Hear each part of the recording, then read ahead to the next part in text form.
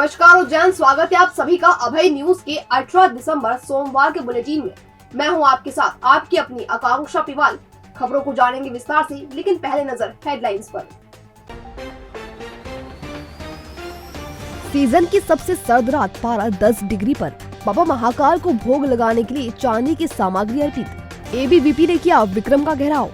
गाय को बचाने के चक्कर में डिवाइडर में घुसी कार। ई रिक्शा पर यूनिक कोड लगाने का काम शुरू। महाकाल के दरबार में अभिनेता रवि किशन। तो चलिए खबरों का सिलसिला शुरू करते हैं। अक्सर अपनी अव्यवस्थाओं के लिए सुर्खियों में रहने वाले विक्रम विश्वविद्यालय में सोमवार दोपहर फिर हंगामा बरपा। परीक्षा परिणाम में गड़बड़ी और हॉस्टल की समस्याओं को लेकर एबीवीपी ने विश्वविद्यालय का घेराव कर कुलपति को ज्ञापन सौंपा। दरअसल विक्रम विश्वविद्यालय द्वारा जारी परीक्षा परिणामों में लंबे समय से लगातार त्रुटियां आ रही हैं। अच्छे नंबर लाने वाले स्टूडेंट्स को भी एटी-केटी दी जा रही है। इसके अलावा एक ही कक्षा के विद्यार्थियों को सामूहिक एटी-केटी की समस्या भी आ रही है। एग्जाम फॉर्म्स के शुल्क में मनमाने तरीके से वृद्धि कर दी गई, जिससे विद्यार्थियों पर अतिरिक्त भार बढ़ गया है। वहीं भरतरी हॉस्टल में ना तो पीने का पानी है और ना ही पलंग व टेबल कुर्सी। इससे वहां रहने वाले स्टूडेंट्स को ठंड में परेशान होना पड़ रहा है। इन्हीं समस्याओं को लेकर अखिल भारतीय विद्यार्थी परिषद उज्जैन महानगर मंत्री आदर्श चौधरी के नेतृत्व में कार्यकर्ताओं एवं स्टूडेंट्स ने विश्वविद्यालय का घेराव कर कुलपति प्रोफेसर अखिलेश कुमार पांडे को ज्ञापन सौंपा। साथ ही चेतावनी भी दी कि जल्द ही इन समस्याओं पर संज्ञान लेकर निराकरण नहीं किया गया तो एबीवीपी द्वारा उग्र आंदोलन किया जाएगा। और ही मनमानी तरीके से एग्जाम जो शुल्क रहता है वो मनमानी तरीके से बढ़ा दिया गया है। जो एग्जाम शुल्क 900 रुपये था उसको 1400 रुपये की वृद्धि के साथ कर दिया है। तो विश्वविद्यालय प्रशासन खाली घूसखोरी का काम कर रहा है और पैसे वसूली का काम कर रहा है। उन सब विषयों को लेकर के आज एबीवीपी उज्जैन महानगर ने आंदोलन किया है और इस विश्वविद्यालय को चेतावनी दी है। जल्द से जल्द अगर कोई कार्रवाई नहीं करी है और जो शुल्क है वो कम करने का काम नहीं कर रहा है तो इस विश्वविद्यालय को बंद कर दिया जाएगा। और विश्वविद्यालय प्रशासन से ये भी मांग की हमने कि भरतरी हॉस्टल में कहीं से सांप निकलता है तो छात्रों के लिए ना रहने के लिए पलंग है, ना टेबल पढ़ने के लिए टेबल है और पानी की समस्या भी है साथ साथ। तो ऐसी निम्न समस्याओं को लेकर विद्यार्थी परिषद ने आज यहाँ पर ज्ञापन किया था और कुलपति जी को बताया ये सारे विषय। इधर कुलपति प्रोफेसर अखिलेश कुमार पांडे ने कहा कि परीक्षा से पहले संभाग के सभी कॉलेज के प्राचार्य की बैठक ली जाएगी। पत्र लिखकर इससे उच्च शिक्षा मंत्री एवं प्रमुख सचिव को भी अवगत करवाया जाएगा।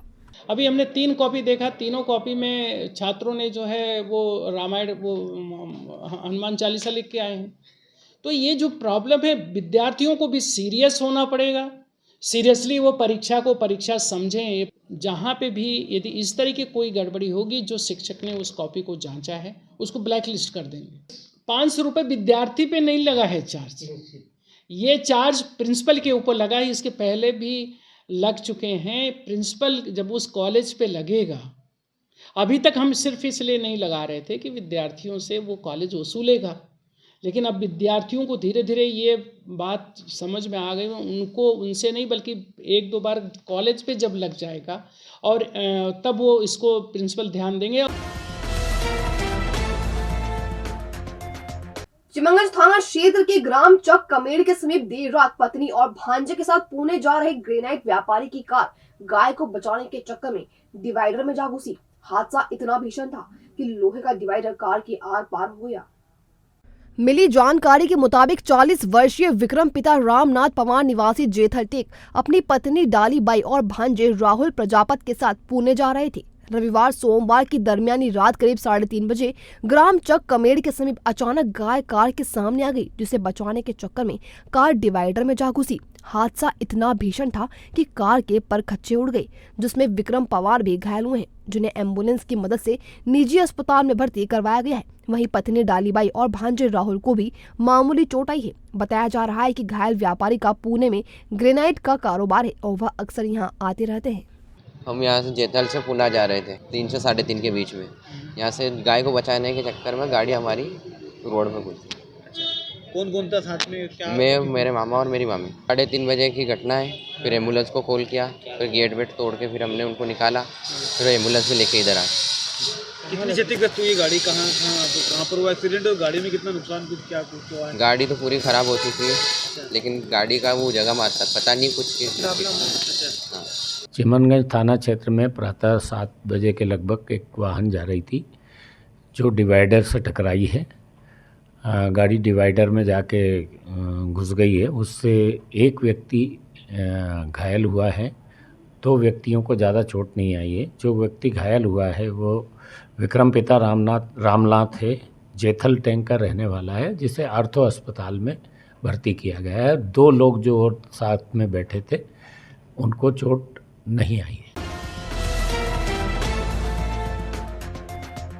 शहर में चल रहे ई रिक्शा की पहचान के लिए उन पर यूनिकोड लगाने की शुरुआत सोमवार से हुई। यातायात थाने पर पहले ई रिक्शा चालकों के लाइसेंस, आधार कार्ड और वाहन से संबंधित दस्तावेजों की जांच की गई, जिसके बाद उन पर यूनिकोड लगाए गए। दरअसल ट्रैफिक डीएसपी विक्रम सिंह और थाना प्रभारी दिलीप सिंह परिहार के मार्गदर्शन में यूनिक कोड लगाने का काम शुरू हुआ। 1-2 दिनों में रेलवे स्टेशन और अन्य जगहों पर भी कैंप लगाकर ई रिक्शा पर यूनिक कोड लगाए जाएंगे। डीएसपी विक्रम सिंह ने बताया कि यूनिक कोड लगने के बाद कभी दुर्घटना होने या फिर यात्रियों के साथ अभद्रता होने की स्थिति में ई रिक्शा की पहचान आसानी से की जा सकती है। अभी आरटीओ के मुताबिक शहर में 4,500 ई रिक्शा रजिस्टर्ड है। इसके अलावा जो रजिस्टर्ड नहीं है उन पर भी यूनिक कोड लगाए जाएंगे। आपको याद होगा कि पहले आज से 2-2.5 महीने पहले जब ये सवारियां का समय था तो उसमें एक ऑटो रिक्शा के द्वारा महिला के साथ वो रेप का वो हुआ था, और जो हमारे ट्रैफिक विभाग द्वारा यूनिक कोड जो ऑटो रिक्शा में किया गया था तो उससे वो ट्रेस हुआ था। उसी प्रकार की कार्रवाई ई रिक्शा पर भी की जा रही है। इससे क्या है कि पूरी जो है पहचान अच्छी बनेगी। उसमें क्या है कि इन लोगों से उनका गाड़ी के डॉक्यूमेंट्स, ड्राइविंग लाइसेंस, आधार कार्ड, उनका मोबाइल नंबर वगैरह सब है इसमें। उनको फ़ोटो भी लगाए गए हैं, जिससे कल को कोई दुर्घटना होती है तो उससे उनको ट्रेस किया जा सकेगा। ये इनके लिए भी बहुत अच्छा हित में है, और इससे क्या है कि पूरा चेकिंग हो जाएगी पूरे ई रिक्शा वालों की कि किनके पास डॉक्यूमेंट्स हैं, किनके पास नहीं है। इससे ये लोग अपने जिनके पास अनकम्प्लीट डॉक्यूमेंट्स होंगे वो अपना डॉक्यूमेंट्स कंप्लीट भी करा लेंगे। जिनके पास लाइसेंस नहीं होंगे वो लाइसेंस के लिए अप्लाई कर देंगे। बिना लाइसेंस वाले वाहन नहीं चलाएंगे। तो ये पुलिस विभाग और इनके ई रिक्शा दोनों के हित में ही रहेगा। तो आज यातायात थाने पर कार्रवाई की जा रही है, आगे किसी भी अन्य क्षेत्रों में क्या कैंप भी लगाए जाएंगे? बिल्कुल कैंप भी लगाए जाएंगे। इनको हम ट्रेनिंग भी देंगे, इनको बुला के ड्राइवरों को इनको ट्रेनिंग भी देंगे, और ये कार्रवाई लगातार जब तक ये कंप्लीट नहीं हो जाते हैं लगातार हम कार्रवाई करते रहेंगे। तो कुल कितनी ई रिक्शा चिन्हित की गई हैं शहर में जिनके भी यूनिक आरटीओ से ये मालूम पड़ा है कि लगभग 4,500 ई रिक्शा हैं जो रजिस्टर्ड हैं। हो सकता है इसके अलावा भी 200-500 ऐसे होंगे जिनको अभी रजिस्ट्रेशन नहीं कराया होगा। तो जितने भी होंगे अभी इन पे लगातार हम लोग कार्रवाई करते रहेंगे। हमारे थाना प्रभारी हैं दिलीप परिहार, ये लगातार उसमें लगे हुए हैं, और ये सभी के सहयोग से एक अच्छा प्रयास रहेगा और अच्छी कार्रवाई हो जाएगी। तो हमारा ये महाकाल क्षेत्र जो है, जो यहाँ पर कहीं दुर्घटना होती है, जो उसमें बदनामी होने की कि वहाँ गए थे साहब ऐसा हो गया, हम लूट पीट गए ऐसा हो गया, तो उसमें कमी आएगी। और अच्छा निस्संदेह बहुत अच्छी प्रयास है। उत्तर भारत से आ रही बर्फीली हवाओं के चलते सर्दी का सितम जारी है। सोमवार को भी बादलों की आमद और सर्द हवाओं ने शहर वासियों को कपकपा दिया। आलम ये रहा कि गर्म कपड़े और हल्की धूप भी बेअसर रही। सर्दी के सितम के चलते दिन और रात के तापमान में भी गिरावट दर्ज की गई। दरअसल नवंबर में नदारद रही ठंड दिसंबर की शुरुआत के साथ ही अपने तल्ख तेवर दिखा रही है। सोमवार की रात इस सीजन की सबसे सर्द रात रही और न्यूनतम तापमान 5 डिग्री लुढ़क कर 10 डिग्री सेल्सियस पर पहुंच गया। वहीं अधिकतम तापमान 1.5 डिग्री की गिरावट के साथ 24 डिग्री सेल्सियस दर्ज किया गया। शासकीय जिवाजी वेधशाला के अधीक्षक डॉक्टर राजेंद्र प्रकाश गुप्त ने बताया कि पश्चिमी विक्षोभ के चलते उत्तर भारत में पहाड़ों पर बर्फबारी हुई, जिसके चलते ठंडी हवाएं आ रही हैं और रात का तापमान तेजी से नीचे गिर रहा है। आने वाले दिनों में भी ठंड का प्रकोप जारी रहेगा। वेस्टर्न डिस्टर्बेंस के चलते 25 दिसंबर के बाद कड़ाके की ठंड का दौर शुरू होगा। भविष्य की चिंता छोड़ो, पंडित गोविंद गुरु से नाता जोड़ो। ना कोई पैसा ना कोई फीस, बस लीजिए गुरुजी का आशीष। आज ही जाने अपनी हर समस्या का समाधान। संपर्क करें 9827030415 या 9302230415। हमारा पता 8 अलगदाम कॉलोनी, सावे रोड, उज्जैन।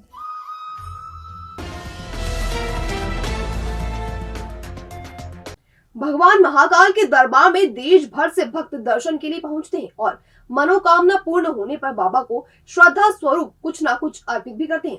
ऐसे ही नई दिल्ली की त्रिदेव कांवड़ समिति ने भगवान महाकाल को रजत सामग्री और खंबाट गुजरात के भक्त ने रजत मुकुट अर्पित किया। दरअसल नई दिल्ली की त्रिदेव कांवड़ समिति द्वारा 2784 ग्राम वजनी चांदी की 56 कटोरियां, 1 लोटा और 1 चम्मच बाबा को अर्पित किया गया। इसी तरह खंभात गुजरात के SK जवेरी पटेल ने त्रिशूल, त्रिपुंड व रत्न जड़ित नेत्र लगा चांदी का चंद्राकार मुकुट अर्पित किया। सहायक प्रशासक मूलचंद जूनवाल ने दान दाता को विधिवत रसीद देकर सम्मानित किया।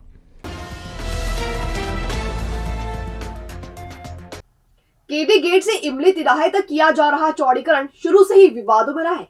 घरों से सटाकर लगाने वाले बिजली के पोल की लंबे समय से चली आ रही रहवासियों की समस्या को सीएम डॉक्टर मोहन यादव ने हल कर दिया, जिसके बाद रहवासियों ने मुख्यमंत्री को धन्यवाद दिया।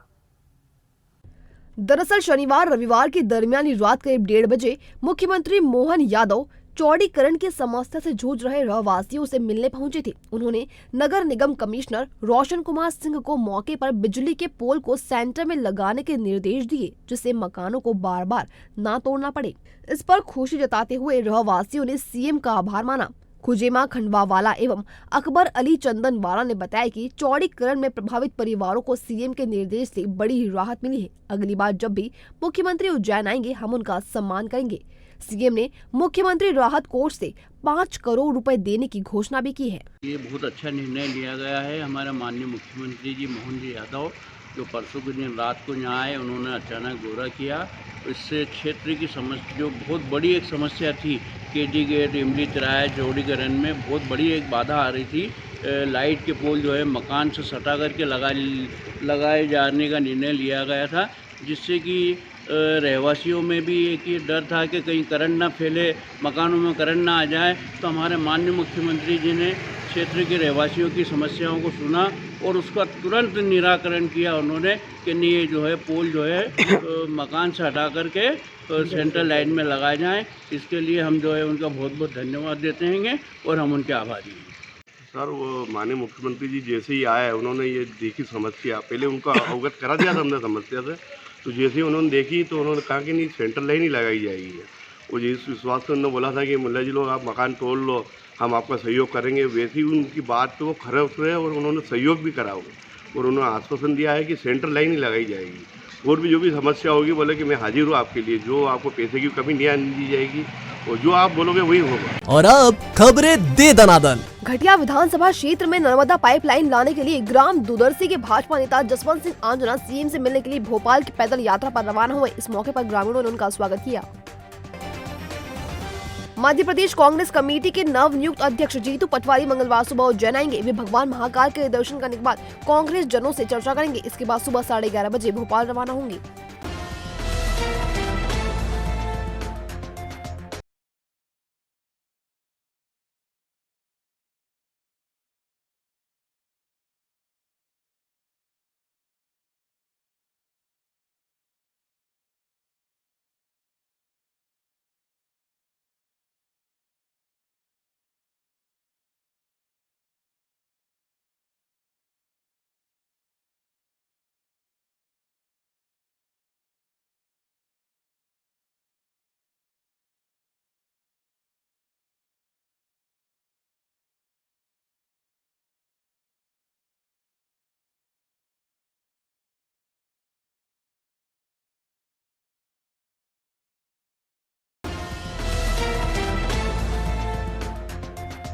ये था अभय न्यूज का आज का बुलेटिन। अगर खबरों को लेकर आपके पास कोई फीडबैक हो या कोई अन्य जानकारी हो तो हम तक कमेंट सेक्शन या इनबॉक्स के जरिए जरूर पहुंचाएं।